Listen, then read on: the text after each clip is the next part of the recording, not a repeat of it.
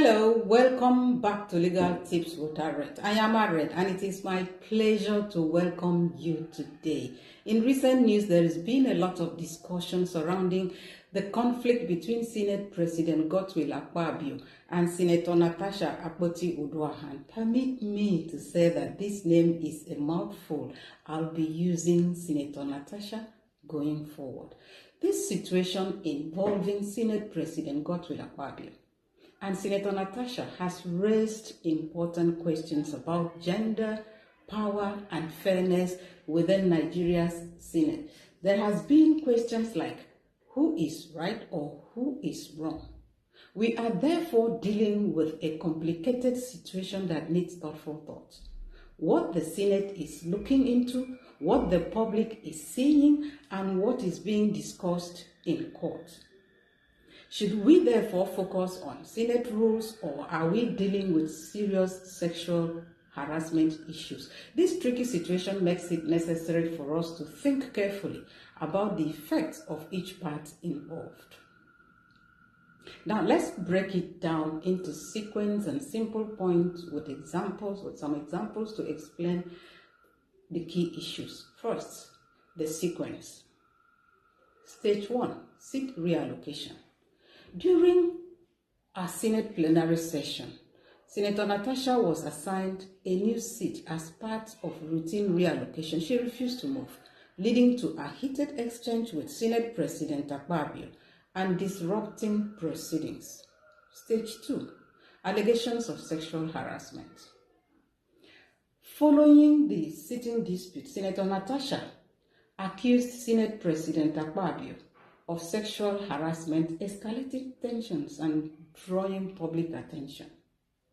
Stage 3, suspension from the Senate. The Senate Ethics Committee reviewed the incident and recommended a 6-month suspension for Senator Natasha, citing misconduct related to the sitting dispute. The Senate approved this recommendation, leading to her suspension. Stage 4, international attention and legal actions. The Interparliamentary Union, an international union for lawmakers, has, on Senator Natasha's behest, expressed interest in the case, indicating plans to invite Senate President Akpabio to respond to the allegations. Additionally, Senator Natasha has taken legal action, filing lawsuits on the matter or other related issues. Now, let's look at matters arising from this sequence. The conduct, number 1, the conduct versus the cause. Here we will separate the cause, that is Natasha's right to present a petition, from the conduct, that is her behavior on the Senate floor.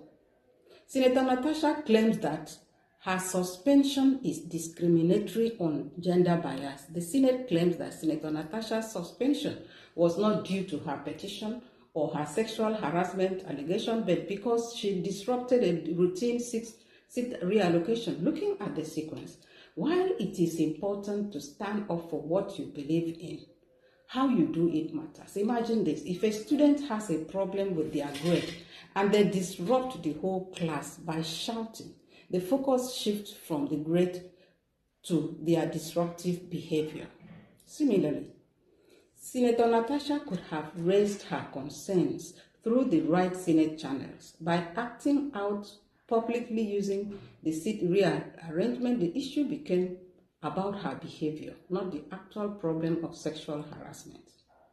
Another example, think of a protest for women's rights. If protesters start breaking windows or causing chaos without first voicing their request, the focus often shifts to their actions rather than the message they are trying to send. Whatever comes after the chaos becomes an afterthought or damage control. In the same way, Senator Natasha's conduct took attention away from her cause. Yes, sexual harassment is fundamental human rights issue, and so should take precedent. But equity won't reward misconduct, even if the underlying cause is valid. Was the shuffling of the seating arrangement gender-based, born out of nothing, or necessitated by recognized procedural changes in the chambers? If Senator Natasha believed her seat reallocation was unjust, The Senate has internal channels for dispute resolution. Ignoring those processes and resorting to public defiance undermines not only her cause but also the institution she represents. You cannot demand justice by first disregarding order and denigrating the institution you are seeking justice from. Number 2, gender sentiment versus accountability. The dangerous twist in this narrative is how the issue has been reframed as gender suppression. This mixing together serves no one, least of all women in politics. True gender advocacy pushes for equal rights and responsibilities, not exemption from rules because of gender. Is it gender suppression or personal vendetta? There is a narrative that this conflict is about gender discrimination, with some suggesting that Natasha is being targeted because she's a woman. But true gender equality means everyone, regardless of gender, should follow the same rules. For example, if a male senator were to act disruptively, he too would face consequences. Gender equality doesn't mean special treatment. It means equal responsibility. If Natasha broke Senate rules, she should be held accountable, just like any other senator. For example, think of a workplace where a male and female employees are both caught breaking the same rule. To maintain fairness, both should face the same consequences, not one because of their gender. This principle applies in the Senate too. Another example, there are 10 hurdles to a position from point A to point B, and then you reduce that of the woman to 6 because she's a woman. Will there be that satisfaction of achievement to brag with the people that went through 10 hurdles?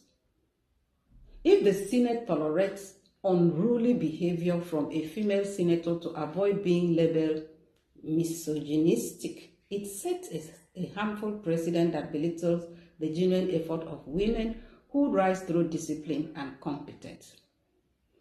Fighting for women's rights means demanding fair opportunities and respect, not immunity from accountability. Natasha's gender doesn't negate her responsibility to uphold the Senate decorum. The right fight is not about shielding her from the consequences of her behavior. It is ensuring that both men and women are treated equally under the Senate rules. 3. Sexual harassment allegation, a separate issue.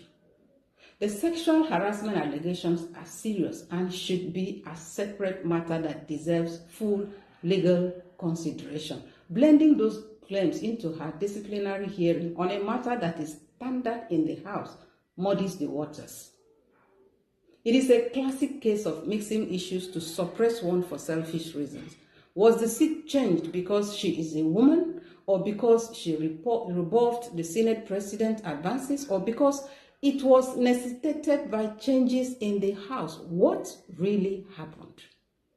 If the harassment occurred, the court are the right forum for justice, or if she is confident that she will get not the desired result, but the right one on the floor of the Senate and choose to table it there, good and fine. But using those allegations as a shield against a standard procedure or the Senate's disciplinary action dilutes the credibility of the claim and undermines real victims who courageously pursue justice through proper channels. Senator Natasha holds a position that affords her the edge to have championed the sexual harassment issue independently even before the Senate sitting procedure, as she alleges that she's been harassed by Senate President Akpabio for over a year. The principle of going to equity with clean hands means that each issue must stand on its own merit. No one should weaponize one grievance to excuse another transgression. For example, imagine someone accused of theft. While their case is ongoing, they try to use a different unrelated issue like being upset about a promotion as a defense. What am I saying? Fight the right battle the right way. Senator Natasha has a valid platform to champion her cause. but the manner she pursued it tainted the message. The heart of this issue ideally isn't about silencing women, suppressing petition, or denying her voice. It is about respecting the process and maintaining the Senate order, something all lawmakers, regardless of gender, must uphold. Subliminally, there may be more to the sexual harassment that we need to know, but justice, fairness, and gender equality must never become shield for unruly behavior. To truly fight for what's right for women, for justice, for Nigeria's democracy, the battle must be fought with clean hands, a clear purpose, and a strategy that uplifts the cause rather than distract from it. Hope this made sense. Please subscribe, like, comment, and share this video. Until our next video, remain blessed.